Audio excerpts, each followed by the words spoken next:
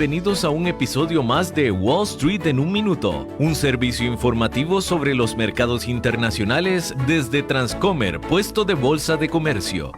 Hola, soy Rolando Zúñiga, asesor de Transcomer, puesto de Bolsa de Comercio. El juicio penal contra Sam Bankman-Fried, fundador de FTX, comienza hoy en la ciudad de Nueva York. Su resultado podría definir el futuro de las monedas digitales. Aunque Sam se ha declarado inocente de los cargos de fraude y conspiración, los fiscales tienen previsto presentar pruebas, incluidos registros financieros, mensajes de texto y una grabación de audio de una reunión interna en la que Caroline Ellison, exnovia de Sam y además consejera delegada de Alameda, otra bolsa de criptomonedas con la cual FTX mantenía una relación comercial cercana, supuestamente afirma que Bankman-Fried dio el visto bueno para bombear fondos de clientes de FTX a Alameda. Si es declarado culpable de todos los cargos, Sam Bankman-Fried podría ser condenado a 110 años de prisión.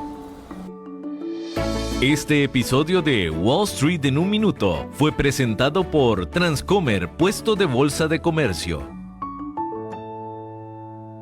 Ok, ya te has reído con nosotros, has aprendido con nosotros y nos hemos conocido más, pero es hora de ponernos serios. El mejor momento para invertir fue hace 10 años y el segundo mejor momento para hacerlo es hoy. Entra a transcomer.com, convertite en un inversionista y transforma tu destino.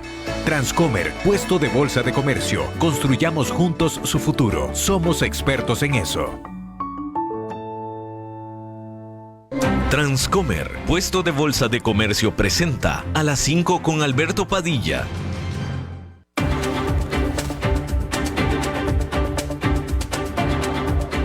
Inicia a las 5 con Alberto Padilla. Un programa diseñado con el objetivo de llevarte diariamente un tema de actualidad, acompañado siempre de reconocidos editorialistas, de lunes a viernes a las 5 de la tarde por CRC 89.1 Radio. A las 5 con Alberto Padilla. Hola, ¿qué tal? Saludos, bienvenidos a esta emisión de A las 5 con su servidor Alberto Padilla. Muchísimas gracias por estarnos acompañando. Gracias por estar ahí. Gracias por acompañarnos. Estamos disponibles en diferentes vías simultáneamente, por ejemplo en Facebook Live, en la página de este programa, a las 5 con Alberto Padilla. Estamos disponibles también en el canal de YouTube de este programa. Estamos en podcast, en las más importantes plataformas para ello. Estamos también, este programa que sale en vivo en este momento a las 5 de la tarde, se repite todos los días a las 10 de la noche aquí en CRC 89.1 Radio. En esta ocasión me acompaña, tratando de controlar los incontrolables, al otro lado de los cristales, el señor David Guerrero y la producción general de este programa, siempre poderosa, desde Bogotá, Colombia, a cargo del señor Mauricio Sandoval. Vamos a comenzar con esta noticia de última hora desde Washington, donde el líder del Partido Republicano, de la mayoría republicana de la Casa de Representantes, que se le conoce como el vocero de la Casa de Representantes, Kevin McCarthy, fue sacado de su puesto por su propio partido en un voto que fue forzado por su correligionario republicano Matt Gaetz. Esta movida para sacar a Kevin McCarthy como representante de los republicanos en la Cámara de Representantes fue apoyada por 8 republicanos y todos los 208 demócratas presentes, demócratas siendo la oposición.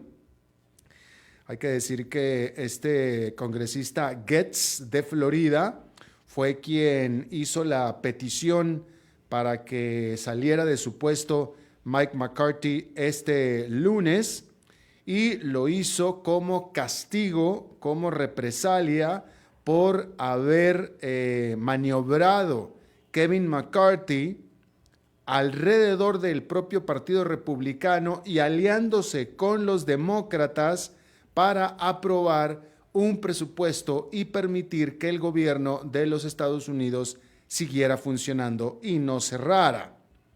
Hay que decir que la Casa de Representantes es solamente la segunda vez que hace una movida de este tipo. La primera fue en 1910 y sin embargo, en aquella ocasión, fue infructuoso el esfuerzo por sacar al vocero de la Casa de Representantes. Y por supuesto que esta acción pues está causando todo un escándalo dentro de la Casa de Representantes, puesto que aparte no hay por lo pronto alguien preparado para tomar el puesto que deja Mike McCarthy. ¿Qué fue lo que pasó? Ok, lo que pasó es que por cómo está hecha la legislación en Estados Unidos, el presupuesto anual del gobierno federal tiene que ser autorizado siempre sí o sí por el Congreso. Y entonces, cuando un presidente de un partido quiere que le aprueben anualmente el presupuesto de su gobierno partidista, su gobierno oficial, para el próximo año tiene que pasar por el Congreso. Y si el Congreso está dominado por el partido opuesto, pues mala suerte. Porque obviamente los intereses chocan, que es justo lo que está pasando. Cuando no llegan a acuerdo, entonces el financiamiento diario, el financiamiento para la operación del gobierno, las agencias gubernamentales, etcétera, básicamente se financian al día. Y cada año tiene que aprobarse un presupuesto para la operación del gobierno. Si no se aprueba ese presupuesto para el próximo año, el gobierno no tiene dinero, no tiene recursos, se queda sin recursos, no puede pedir prestado para seguir funcionando, entonces tiene que cerrar. Por supuesto que esto es algo muy grave en general para los empleados del gobierno, que son cientos de miles, por no decir millones, y para muchos ciudadanos que dependen de los servicios gubernamentales para una serie de cosas. ¿Sí? Entonces, existe un consenso de que si cierra el gobierno es algo malo para la ciudadanía. Y entonces hay muchos políticos que sí les duele que el no ponerse de acuerdo políticamente vaya y afecte a la ciudadanía. Ok, en esa tesitura cada vez aumenta más la deuda del Estado estadounidense, la deuda del gobierno.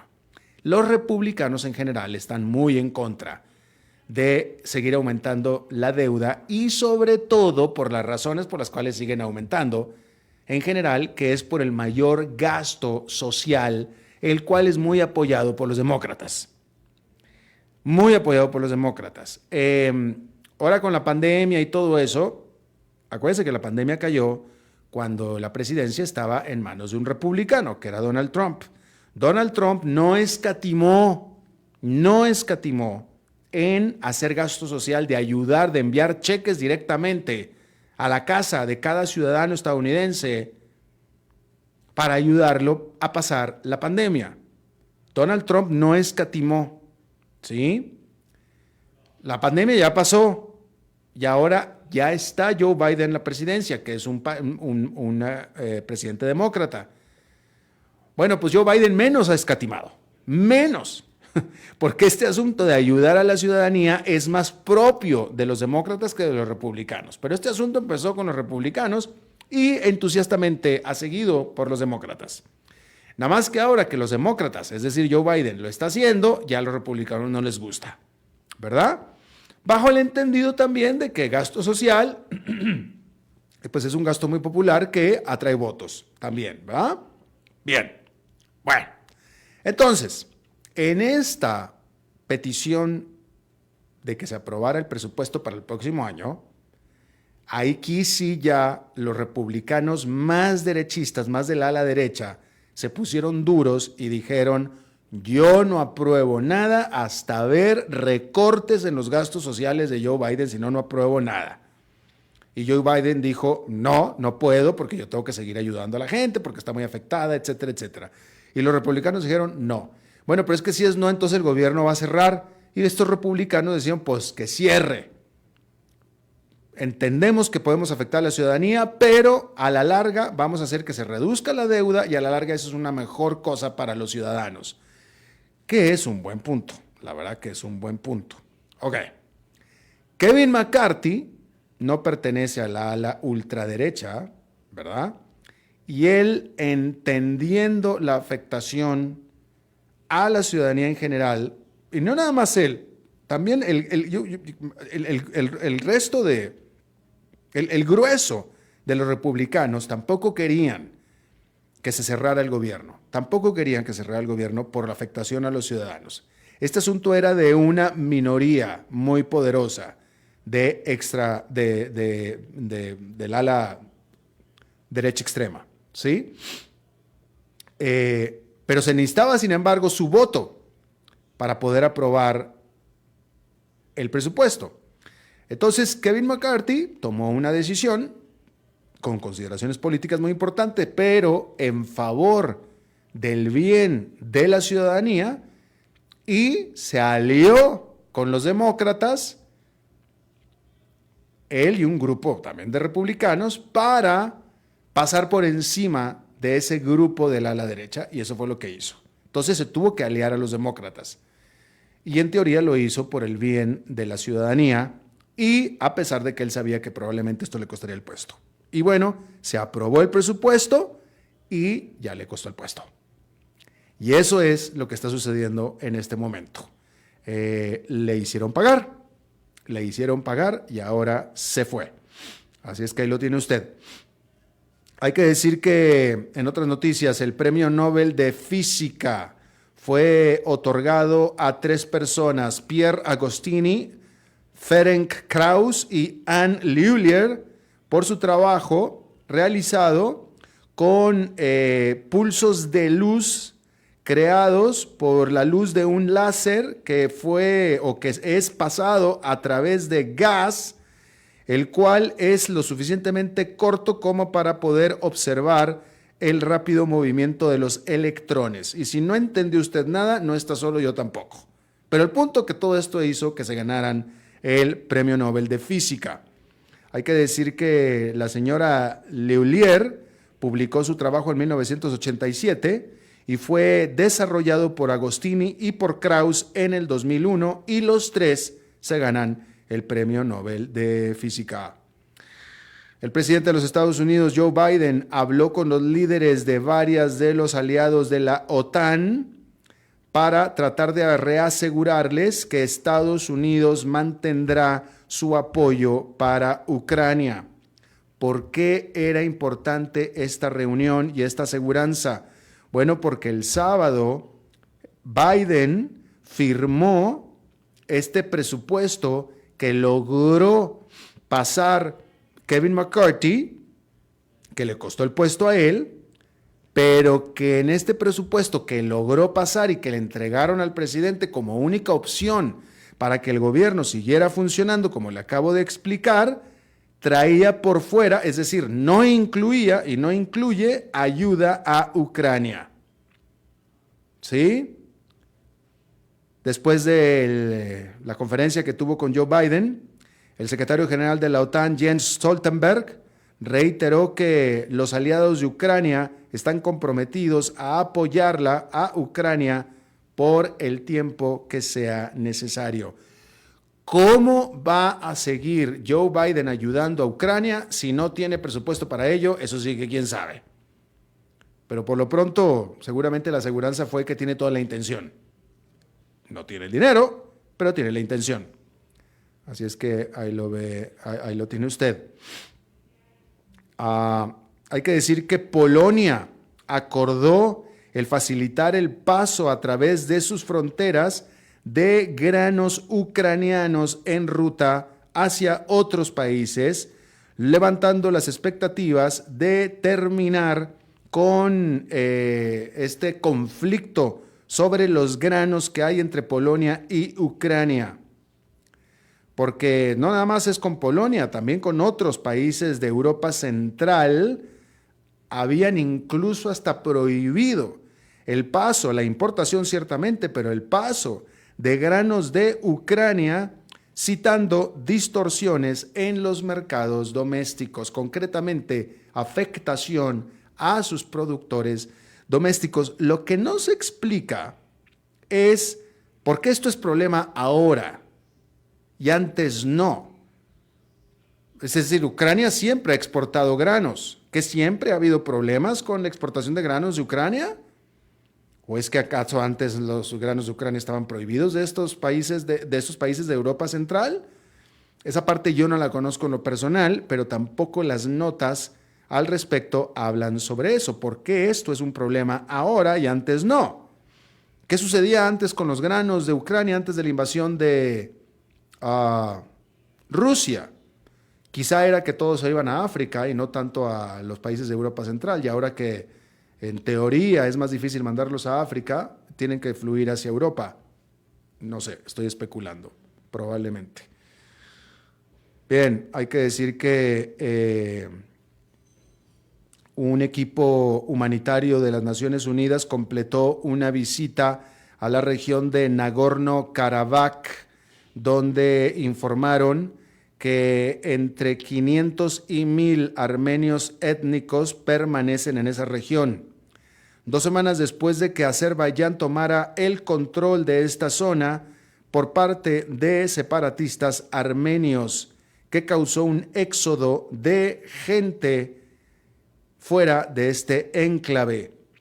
Mientras tanto, el Parlamento de Armenia, que es el país al que han fluido todos estos refugiados, votó para unirse a la Corte Criminal Internacional, con lo cual se tensan aún más las relaciones con el país que antes era aliado, que es Rusia. El Banco Mundial revisó al alza sus expectativas de crecimiento para el sur de Asia, declarando que los prospectos de la región son los más fuertes en todo el mundo en vías de desarrollo. Así, el Banco Mundial ahora espera que el sur de Asia crezca por 5,8% en este 2023, que es una revisión al alza de la estimación original de 5,6%. India se espera que crezca un 6,3% en este año. El banco, sin embargo, advirtió a las economías del sur de Asia que éstas todavía podrían no alcanzar sus objetivos de desarrollo. Pero ahí lo tiene usted. Fíjese, tomando al sur de Asia como una región en vías de desarrollo, esta va a crecer 5,8%, y bien lo dice el Banco Mundial, que es la zona, que son las economías emergentes que más van a crecer. Y ciertamente van a crecer más del doble que lo que va a crecer América Latina. Más del doble que lo que va a crecer América Latina, definitivamente. Así es que, bueno, ahí lo tiene usted. En Italia, al menos 21 personas, incluyendo 2 niños, perecieron después de que el autobús en el que viajaran cayera de un paso de desnivel cerca de Venecia. Otras 18 personas resultaron heridas. Este autobús, el cual llevaba a turistas de nada menos que de Ucrania, cayó unos 30 metros y después de caer se incendió, formando lo que se describe como una escena apocalíptica. Descrito esto por el alcalde de Venecia. No se sabe todavía qué fue lo que causó este lamentable accidente. Terrible, hay que decir.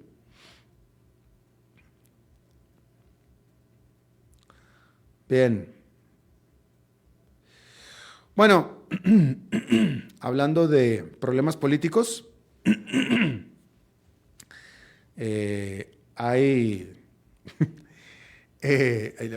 las dos figuras los dos candidatos más importantes a la presidencia de los Estados Unidos, a tomar la presidencia el próximo periodo presidencial, que son el actual presidente que quiere defender el puesto y quiere quedarse, y el expresidente Donald Trump, los dos están metidos en tremendas... bueno, el que está metido en tremendos líos legales es Donald Trump. A Joe Biden lo quieren meter en tremendos líos legales y de la única manera en que están tratando y la única manera que tienen para tratar de hacerlo y lograr este objetivo es por medio de su hijo, Hunter. En el 2018, Hunter Biden compró un arma, ¿ok? Para comprar un arma en Estados Unidos se requiere completar una solicitud de 7 páginas sobre el background de la persona que la compra, sobre una solicitud para poder investigar a la persona que está comprando el arma, ¿sí? Y se te hacen todo tipo de preguntas al comprar este arma. Todo mundo en Estados Unidos tiene derecho a comprar un arma, todo mundo. Pero hay que tener ciertos requisitos. No haber sido criminal, no haber estado en la cárcel, no consumir drogas, etcétera, etcétera. Pero gran parte de esta forma, gran parte de esta solicitud es bajo juramento. Es decir, tú dices, es decir, pues si tú eres adicto o no eres adicto a drogas, ellos no saben. Tú juras que no eres adicto, literalmente, tú juras. Y lo estás haciendo bajo juramento. De tal manera que si estás mintiendo o mientes, eso es un crimen. Si mientes y se te comprueba, es un crimen.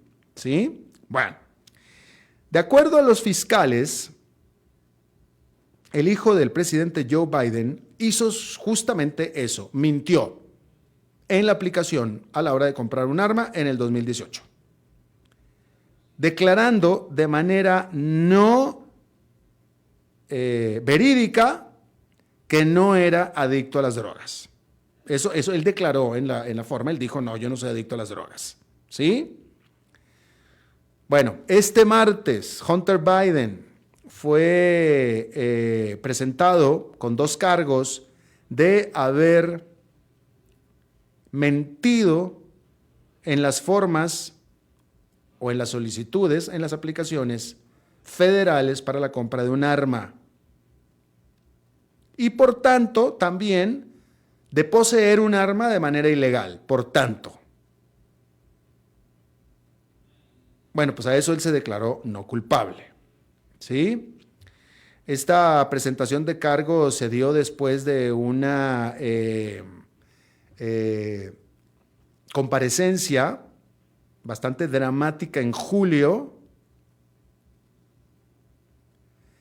después de que se había dado un acuerdo entre Hunter Biden y el Departamento de Justicia y este se vino abajo en la corte.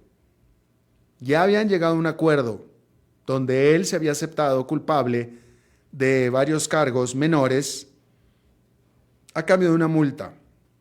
Pero una corte dijo, no señor, no, yo no apruebo ese acuerdo, así es que van para adelante las acusaciones y las investigaciones y los juicios, etcétera. Y por tanto ahora se espera que haya más cargos en contra de Hunter Biden. Por ejemplo, está siendo investigado por no haber pagado impuestos.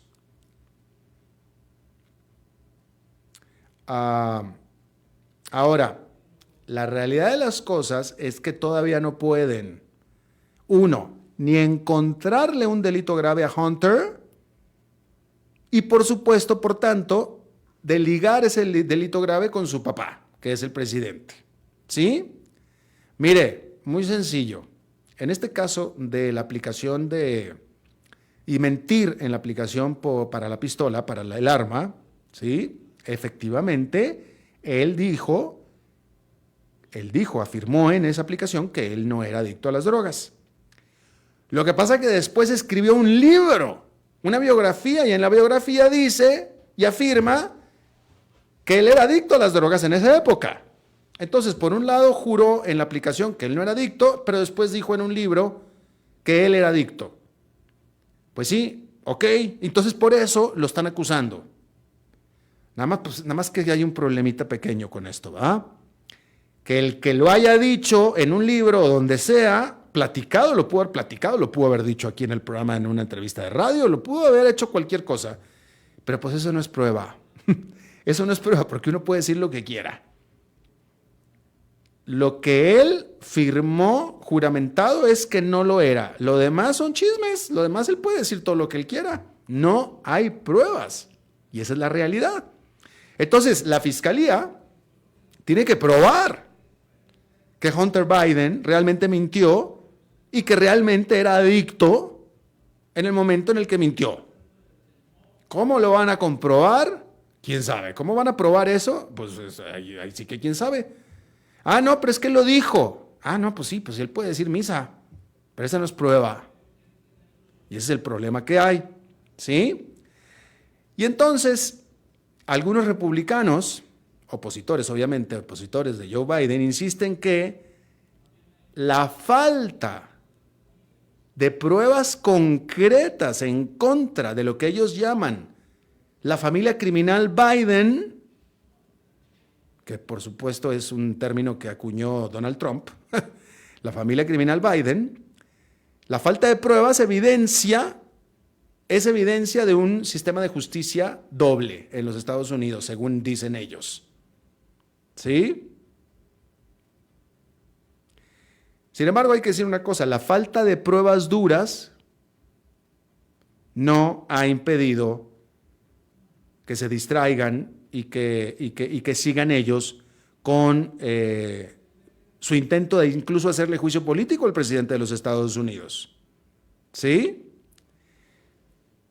Y bueno, o sea, como yo siempre he dicho, el que tiene crímenes, que se le comprueben y que pague. Y que pague. Nada más que a estas alturas del partido, después de 4 años de un departamento de justicia, de un gobierno federal dirigido por ellos mismos, por los republicanos, que tenían en la mira desde siempre a Joe Biden y a Hunter Biden, y todavía es fecha que no encuentran evidencia concreta, pues seguramente es porque no la hay. Pero pues bueno, que la sigan buscando, porque que si le existiera, ojalá la encuentren, yo se lo digo, que la encuentren. Si Joe Biden cometió un delito, que lo pague, lo mismo que Donald Trump y cualquier otro.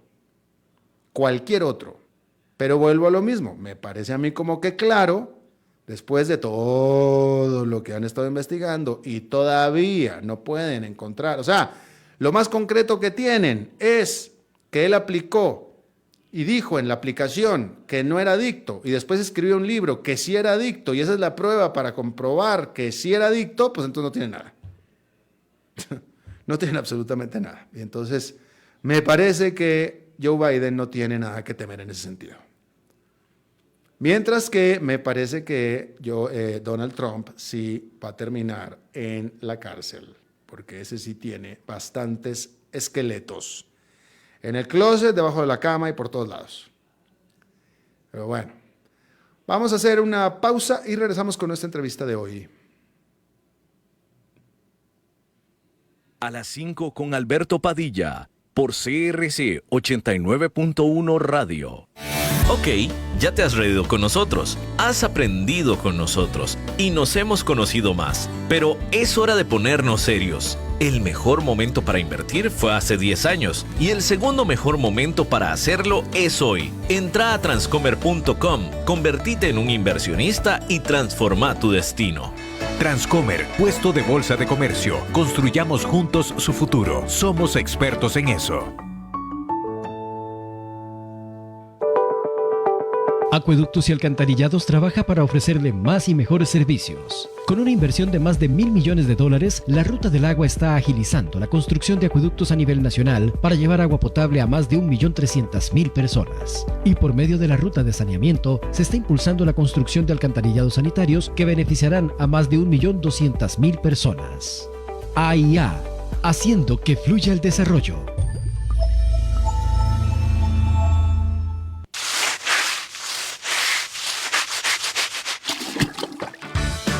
¿Cansados de limpiar tanto el piso de su casa? ¡No sufran más! Cambien esa cerámica con porcelanatos pulidos antibacteriales y súper fáciles de limpiar. En Porcerámica, número 1 en porcelanatos.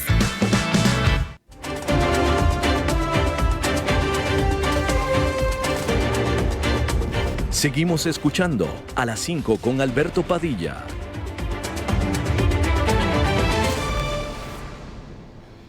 Muchas gracias por continuar con nosotros. Quiero tocar un tema, hacerlo compendio aquí en este día y en esta entrevista, de algo que hemos seguido bastante de cerca aquí en el programa, pero que llegó la hora de traerlo y concretarlo en un análisis. Y es a lo que yo le llamo la guerra de los microchips. Todo empezó, así para ponerlo en términos muy amplios, ¿no? Todo empezó con Estados Unidos sancionando a China y prohibiendo a las empresas extranjeras, a cualquier empresa extranjera, el transferir tecnología y transferir microchips de alta generación para China, bajo el entendido que China no tenía este tipo de microchips y para afectarlos, sobre todo para que no los usara para asuntos de seguridad nacional y etcétera, ¿no? Entonces Estados Unidos hizo este bloqueo de tecnología y cualquier cosa que tuviera que ver con chips de alta tecnología, de nuevo, bajo el entendido que supuestamente China no los tenía. Un año después o 2 años después, esto fue hace poquito, China, concretamente Huawei, la empresa Huawei, sacó sus últimos aparatos de última generación y resulta que, voilà, tienen súper tremendísimos chips de última generación que todo el mundo dijo, y sobre todo los estadounidenses, caray, ¿no que se supone que China no tenía este tipo de chips? Y no, pues China, encantado de la vida, sacó estos aparatos que le hacen la competencia muy bien a los iPhones y etcétera, etcétera, de Apple. Acto seguido, China dijo, ¿y saben qué? Ahora cierro las exportaciones de 2 productos que solamente tengo yo y casi nadie más, y que son indispensables para la fabricación de microchips, que son galio y germanio, 2 metales raros, de los cuales China produce el 80% de galio y cerca del 60% del germanio del mundo. Y aquí le informamos que en agosto China exportó 0 de esto, 0. Con lo cual, en teoría, supuestamente entonces, alguien debe estar sufriendo mucho a la hora de estar produciendo microchips sin estos elementos. En teoría, pero es que todo esto me parece ya como que es teoría. Vamos a traer a alguien que es un buen comunicador y entrelaza todos estos temas bastante bien para nosotros, nuestro buen amigo Daniel Hernández, experto en temas de tecnología. Mi querido Daniel, ¿cómo estás? Hola Alberto, ¿cómo te va? Muy bien. Dime una cosa, ¿lo expliqué de manera más o menos bien? Y si es así, y si esto es una guerra, o qué está pasando, quién está perdiendo, quién está ganando. No, lo explicaste definitivamente mejor que lo que yo lo hubiera explicado. Entonces, eso me alegra porque significa que ya vas aprendiendo. Ha tomado años, pero ya vas aprendiendo. Entonces, todo bien. Mira, pues sí, la verdad es que esto trae secuelas que arrancan desde la pandemia, ¿ok? Lo que la mayoría de la gente no sabe es que hay una empresa taiwanesa que se llama TSMC, que es el Taiwan Semiconductor Manufacturing Company. Esta es la empresa más poderosa y más importante del mundo que nadie conoce. ¿Por qué? Porque TSMC maneja el 92% de la producción mundial de microprocesadores. ¿Ok?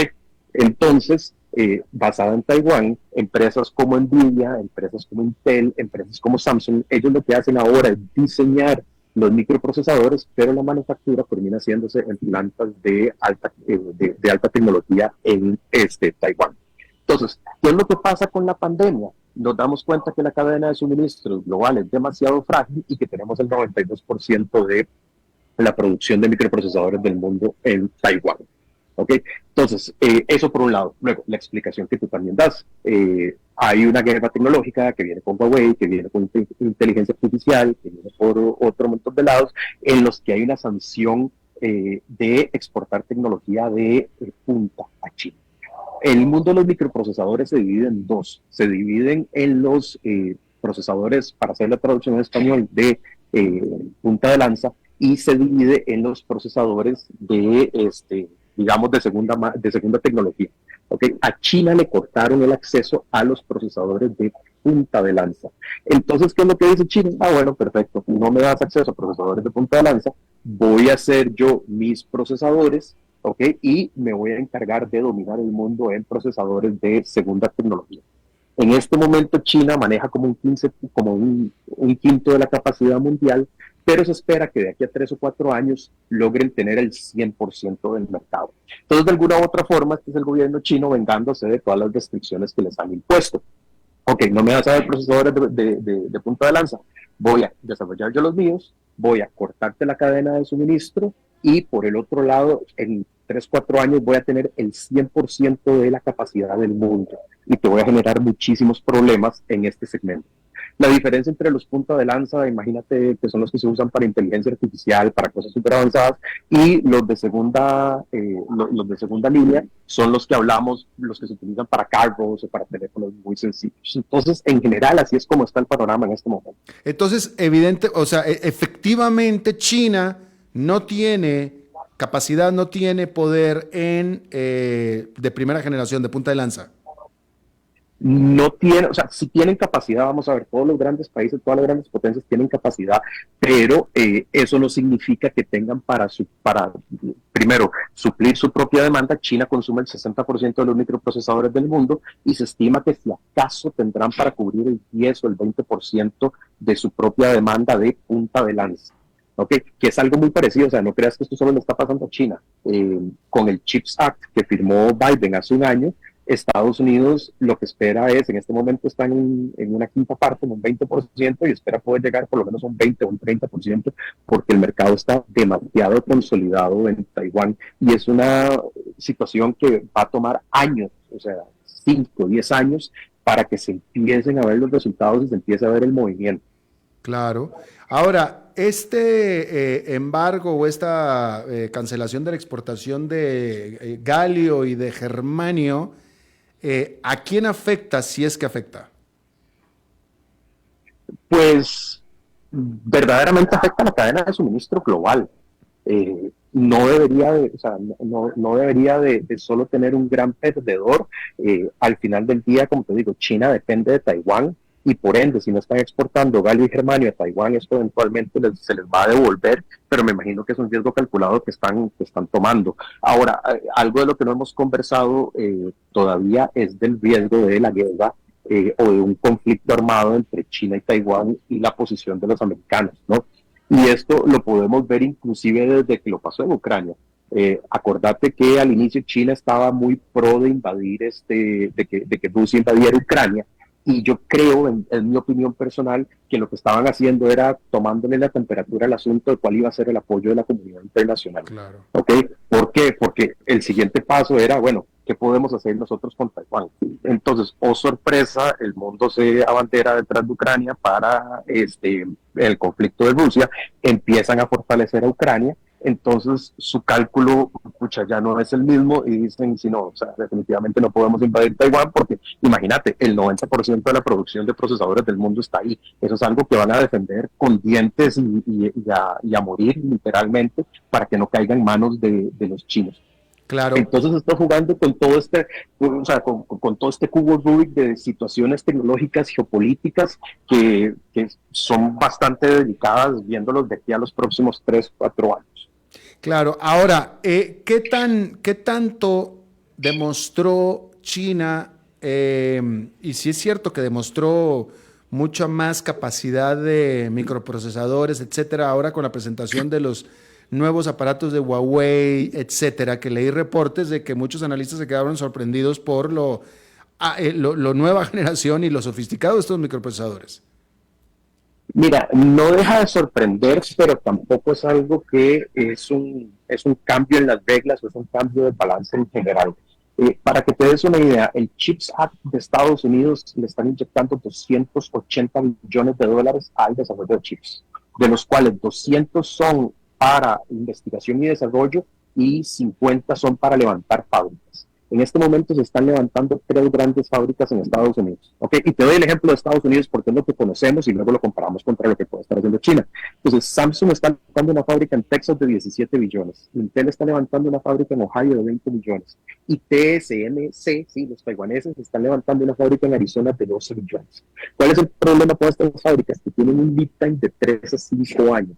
¿Okay? Y en el caso de Estados Unidos, el costo es 30% más alto y usualmente tienen una cuarta parte de la capacidad.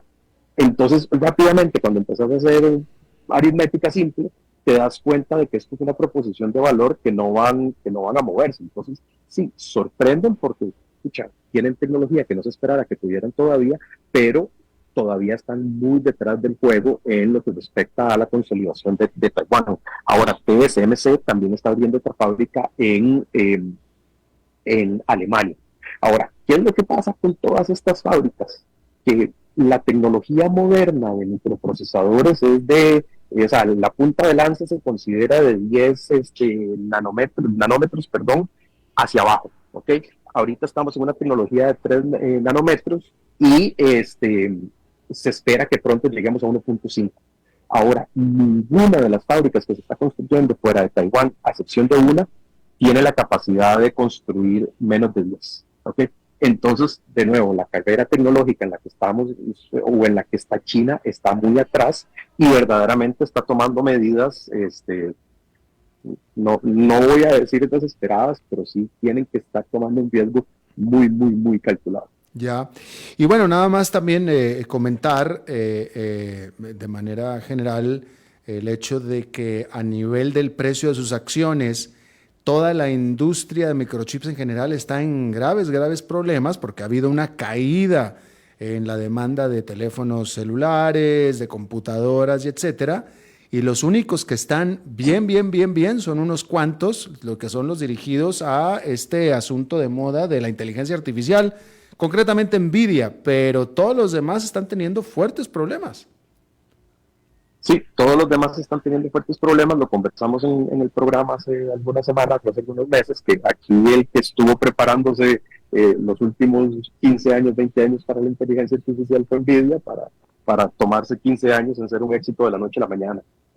Fuera de los demás, la carrera estaba muy atrás, y los patrones de consumo, la situación económica mundial, problemas de inflación, han impactado fuertísimo el consumo y sobre todo electrónicos de lujo. Entonces, sí están todos con problemas de mercado. Claro. Bueno, pues Daniel Hernández, nuestro buen amigo analista en temas digitales y de tecnología, te agradezco muchísimo que nos hayas puesto todo este asunto en contexto, como siempre, Daniel. Un abrazo, Alberto, saludos a la audiencia. Gracias, igual para ti. Vamos a hacer una pausa y regresamos con más. A las 5 con Alberto Padilla, por CRC 89.1 Radio.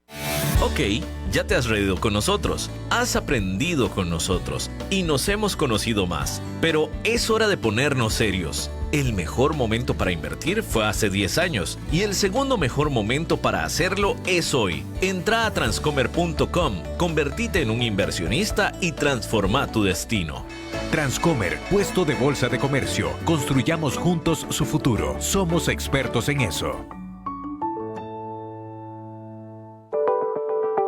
Acueductos y Alcantarillados trabaja para ofrecerle más y mejores servicios. Con una inversión de más de $1,000 millones, la Ruta del Agua está agilizando la construcción de acueductos a nivel nacional para llevar agua potable a más de 1.300.000 personas. Y por medio de la ruta de saneamiento, se está impulsando la construcción de alcantarillados sanitarios que beneficiarán a más de 1.200.000 personas.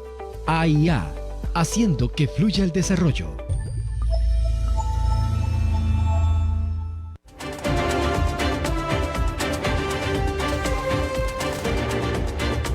Seguimos escuchando a las 5 con Alberto Padilla. Bueno, como cada buen martes tenemos el segmento de nuestro buen colega y amigo Fernando Francia. Fernando. ¿Qué tal, Alberto? ¿Cómo estás? Espero que muy bien. Bastante bien, gracias. Qué bueno, qué bueno. muchos líos en Estados Unidos con todo esto que estabas relatando, algo había leído, pero no tenía tanto contexto como nos dijiste vos. Es una guerra intestina que tienen ahí ahora dentro los republicanos y va a estar muy interesante de estarla cubriendo y siguiendo a ver cómo se arreglan, pero traen un problema interno ahí medio fuerte en este momento. Diría que está entretenido verlo desde lejos, pero no sé si desde cerquita será tan entretenido. Definitivo, definitivo. Bueno, Alberto, yo estuve hace unos días en Guatemala. Guatemala es una tierra rica, un país grande en el contexto centroamericano, una capital histórica, claramente, y un país golpeado por dictaduras, masacres, etnocidios y mucha injusticia. Más recientemente, además, golpeado por la corrupción, la pobreza y muchas discriminaciones.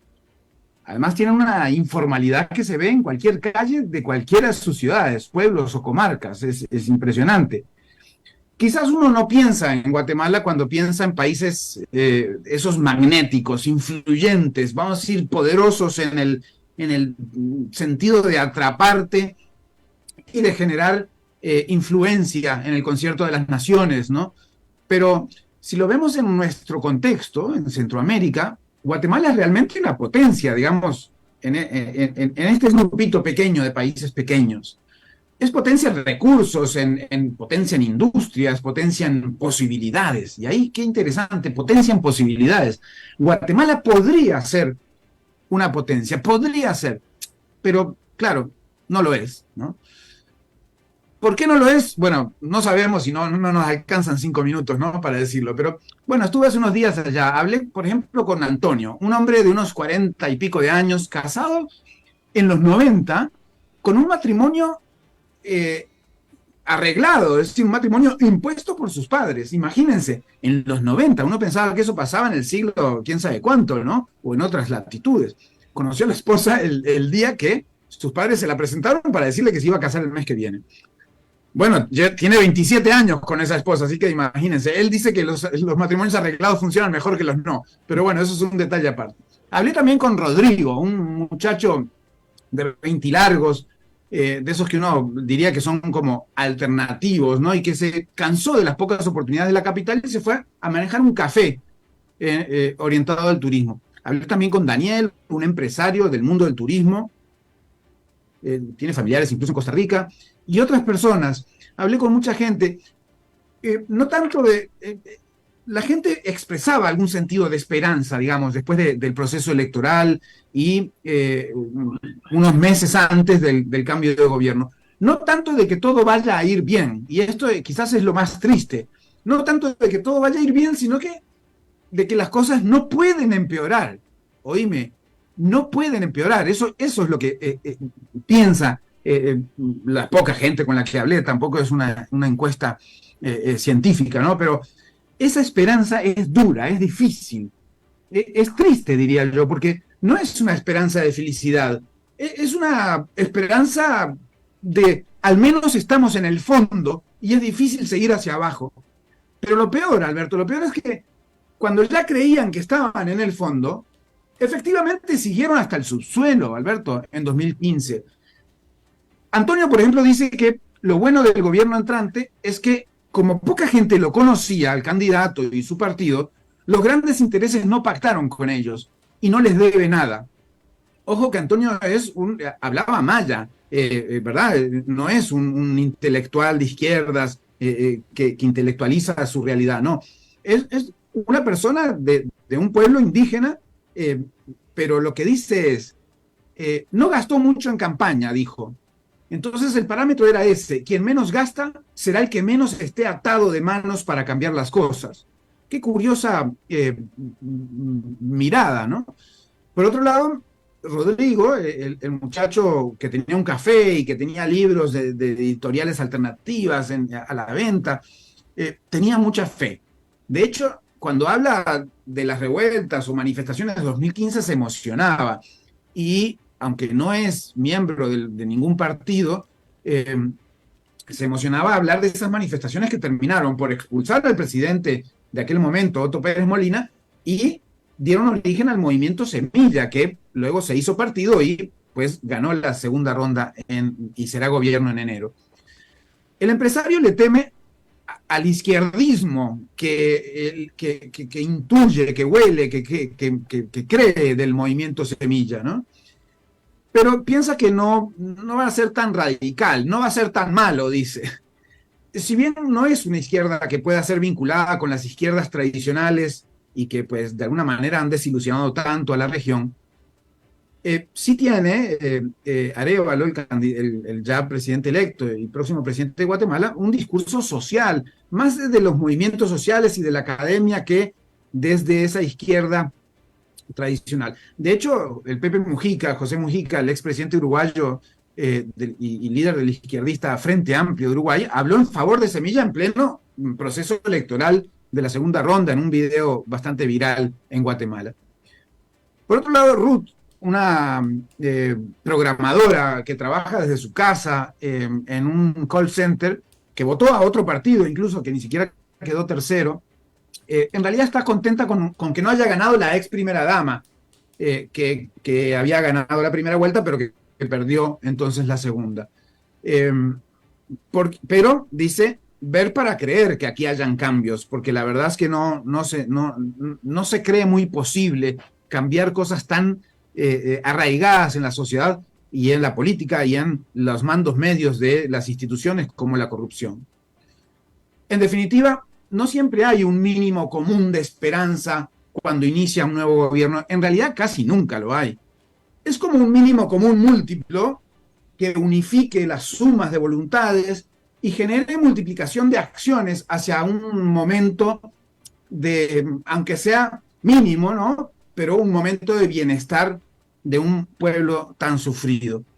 Y eso es lo que me llevo de esa visita a Guatemala, además de hermosos lugares y muy solidaria y linda gente, amable gente, pues mi curiosidad siempre un poco periodística y política me hizo husmear por esos recovecos de la política guatemalteca, que vaya que es interesante leerse toda la historia guatemalteca. No lo hice, por supuesto, pero en parte sí, y al igual que en Costa Rica, que los 40 del siglo pasado me parecen muy interesantes, apasionantes, diría yo, los 40 guatemaltecos también se las traen con sus momentos. Claro.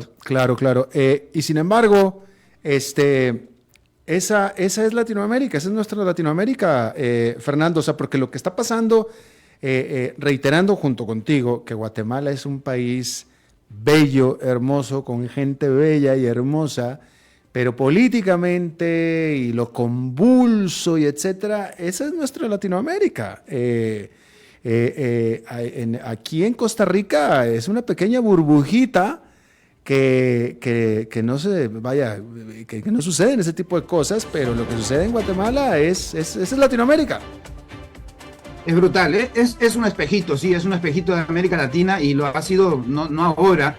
Y quizás yo creo que le damos muy poco protagonismo a Guatemala como país grande dentro de la pequeña región que es Centroamérica, ¿verdad? Porque claro, lo vemos muy cerca de México y entonces ahí México le da 3 vueltas en tamaño y en complejidades quizás, pero en realidad Guatemala es un país que bueno, tiene mucho para que su gente sea feliz, ¿no? Y esa es un poco lo que espero que suceda, que vayan un pasito más hacia la felicidad, por lo menos con un próximo gobierno que no responda a los mismos de siempre. Y como vos decís siempre, ¿no?, de izquierda a derecha no han solucionado la necesidad de la gente y por eso andan buscando los Bukele, los Rodrigo, sí, los Castro, los Xiomara, los Bernardo Arévalo ahora para ver a ver si alguien sale un poco más adelante. Exactamente. De todos modos, muy recomendable ir a visitar Guatemala, ¿no es cierto? País muy bello, muy hermoso.